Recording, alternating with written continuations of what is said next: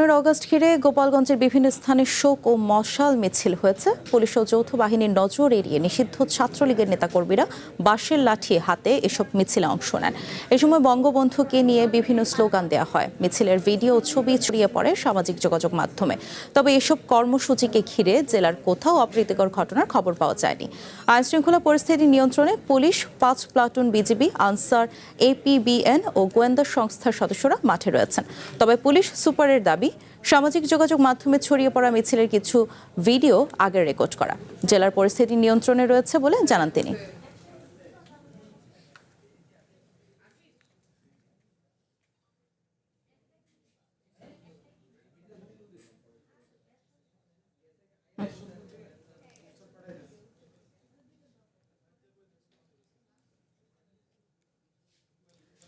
August ঘিরে আইনশৃঙ্খলা বাহিনীর তৎপরতার খবর জানাতে আমাদের সঙ্গে এই মুহূর্তে গোপালগঞ্জ থেকে যুক্ত হচ্ছেন সঞ্জয় বিশ্বাস।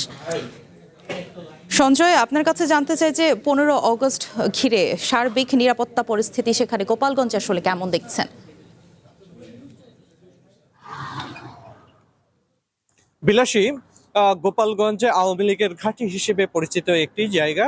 আর এই জায়গাটিতে 15ই আগস্টে আওয়ামী লীগের অর্থাৎ কার্যক্রম নিষিদ্ধ আওয়ামী লীগের যে নেতাকর্মীরা তারা কর্মসূচি পালন করবে, এটাই স্বাভাবিক বিষয়। আর এই বিষয়টি কে ঘিরে পুলিশ এবং প্রশাসন আগে থেকেই অনেক তৎপর ছিল। এজন্য তারা আগে থেকে গতকাল থেকেই 5 প্লাটুন বিজিবি মোতায়েন করা হয়েছে। এরপরে পুলিশ, র্যাব, এপিবিএন সদস্য, আনসার এবং গোয়েন্দা বাহিনীর সংস্থারা সদস্যরা তারা কিন্তু গোপালগঞ্জের বিভিন্ন জায়গায় তাদের যে নজরদারি কার্যক্রম এবং টহল কার্যক্রম জোরদার করেছে। আর এর অংশ হিসেবে আমরা দেখেছি গোপালগঞ্জের বিভিন্ন মোড়ে মোড়ে এবং গুরুত্বপূর্ণ এলাকায় তারা টহল চৌকি বসিয়েছে। র্যাব এবং বিজিবির সদস্যরা তাদের যে টহল এটি জোরদার করেছে। তারা দেখছি যে এর পাশাপাশি আনসার সদস্যরা তাদের টহল কার্যক্রম অব্যাহত রেখেছে এবং বিভিন্ন গুরুত্বপূর্ণ জায়গায় আনসার, এপিবিএন এর পাশাপাশি তারা কিন্তু প্রহরা বসিয়েছে বা নিরাপত্তা চৌকি বসিয়েছে। আর আমরা আরেকটি বিষয় আপনাকে বলে রাখতে চাই যে গোপালগঞ্জে এই যে কর্মসূচি, অর্থাৎ 15ই আগস্টের শোক দিবস পালনের যে কর্মসূচি, সেটি কিন্তু তারা পালন করেছে। এখানে যেহেতু নিরাপত্তা জোরদার করা হয়েছে, সেখানে আমরা দেখেছি গতকালকে তারা এই কর্মসূচিগুলো পালন করে ফেসবুকে বা সামাজিক যোগাযোগ মাধ্যমে এটা পোস্ট করেছে। আর এটা পোস্ট করার পরেই কিন্তু এটা ভাইরাল হয়েছে।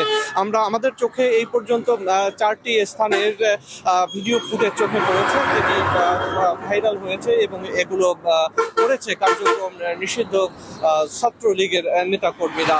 আর এদিকে ঘিরে গোপালগঞ্জে যদিও মানুষের মনে কিছুটা চাঞ্চল্য সৃষ্টি হয়েছে, তবে আইন শৃঙ্খলা পরিস্থিতির কোনো অবনতি এখনো পর্যন্ত ঘটেনি। আর জেলা প্রশাসন থেকে আমাদেরকে জানানো হয়েছে এই দিবসটিকে ঘিরে যে আইন শৃঙ্খলা পরিস্থিতি নিয়ন্ত্রণের যে ব্যবস্থা নেওয়া হয়েছে তাতে কোনো ধরনের অপ্রীতিকর অবস্থা ঘটবে না, এমনটাই তাদের আশাবাদ। বিলাসী, ধন্যবাদ সঞ্জয়।